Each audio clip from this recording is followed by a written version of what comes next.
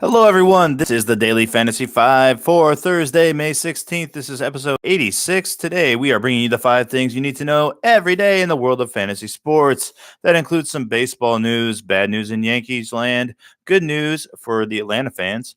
So, we're going to do some NBA draft lottery talk, and we'll do some fantasy basketball as well. So, we'll get to all that after a word from www.mathradio.com, where you can go to get all your online math courses for as little as $9.99 to help your kids ages 7 through 17 do better in math class, get higher grades, see their test scores rise, and even help them get into college with one of the SAT courses. Go to www.mathradio.com today. All right, everybody. So we brought up on Tuesday that Yankees third baseman Andujar is going back to the injured list with a right labrum tear. Well, it's worse than they knew. He's going to be out for the season. So terrible news for the Yankees. After that bad news, let's talk about some positivity. And we go to the Atlanta Braves. Their young prospects are killing it. Austin Riley came up yesterday, the third base prospect, and he hit a home run in his very first game. The guy looks like a natural hitter. He should be good going forward. And a guy that's continued to be good is Mike Soraka. He's a rookie, a 21-year-old, even younger than Austin Riley. He is 4-1 with a 0.98 ERA and a 1.01 WHIP. Nice. He has 36 innings pitched with 34 strikeouts. Last night he had 7 innings pitched with no runs, only 3 strikeouts, but you got to like the low ERA and WHIP. All right, good for you, Atlanta Braves fans. Sorry, Yankees fans. Let's move over to the NBA draft lottery that occurred on Tuesday. We had a lot going on yesterday, so I didn't bring it up, but I think there's some fantasy implications. So, as most people know, the New Orleans Pelicans got the number 1 pick. So, what are they going to do with Zion? Well, I assume they keep Zion. All right, it doesn't make any sense to trade him. But I think him and Anthony Davis actually make a really good match. Zion can play the defensive center that Davis doesn't want to play, and then Davis can play the center on offense, and Zion can kind of be a point forward in the LeBron mold, or he can just kind of be an attacker. I think it really makes sense. I think Zion brings out the best in everybody. It seems like he loves to play the game, and everybody loves to play with him. So I think he's the perfect kind of teammate for Anthony Davis to have, someone to drive him and push him forward, kind of the opposite of what Boogie Cousins was.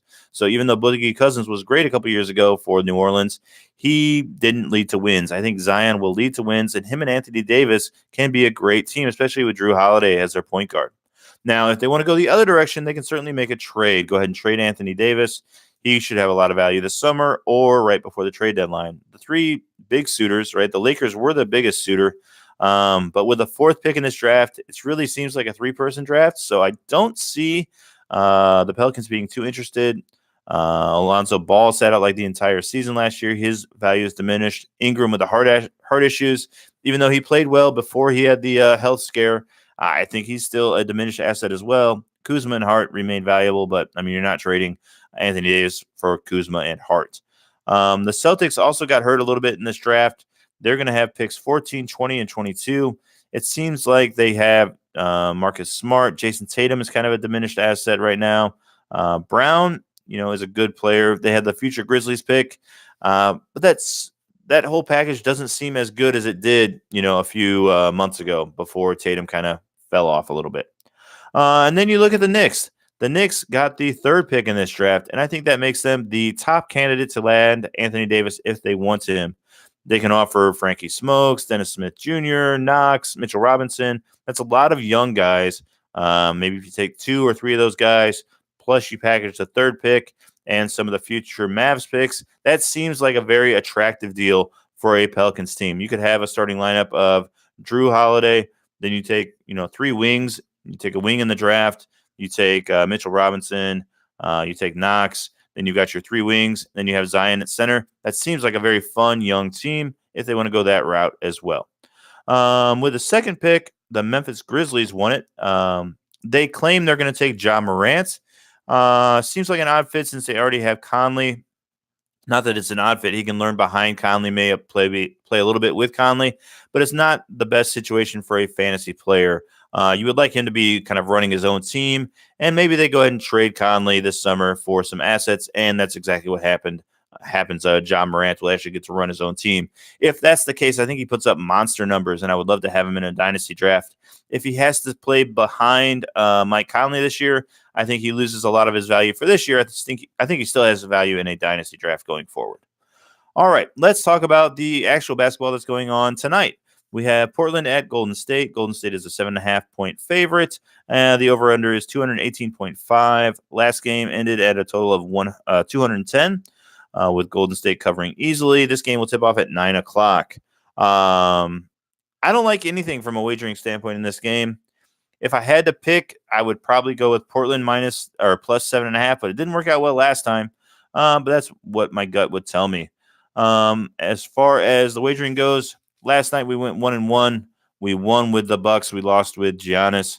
But I do like our minus 260 on the Bucks right now, because as of right now at 10 a.m. Eastern Standard Time, the series price on the Bucks is minus 500. So we've got a lot of value right there. So you could either sell off that ticket now if you wanted to. You could probably get good money, or you just hold on to it and take the win. That's what I'm planning on doing. For your fantasy pleasure tonight in Daily Fantasy, the top 5 players rated on Roto Grinders are Steph Curry, Rodney Hood, CJ McCollum, Damian Lillard, and Klay Thompson.